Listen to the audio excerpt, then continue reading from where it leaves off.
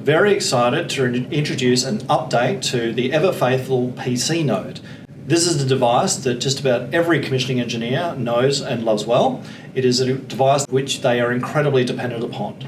An update to this device has been really important as we need to keep ourselves moving forward with the way that they're connecting to the computers, but also with the drivers, and making sure that we're removing as many of the unnecessary accessories as possible. The updated PC node we have in our bright yellow Dynalite colour. We have made it now so it is USB-C with the screw terminals to make sure that there is no accidental disconnection.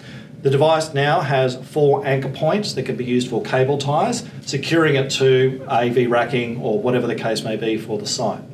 It still supports our pluggable DyNet connector, so if you want to be able to make it for a permanent installation, that is available.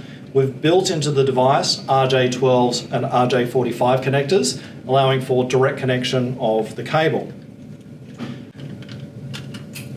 Cut that out. One of the big things that we're very happy to introduce is our commissioning dingus. So typically when a commissioning engineer needs to get access to the network, they will do this through one of the user interfaces.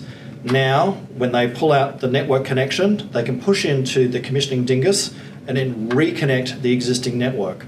This allows them now to connect in their PC node and have connection to both the user interface they disconnected as well as the rest of the network. This allows for a much more streamlined way of connecting to the network without leaving any network devices out during the commissioning stage.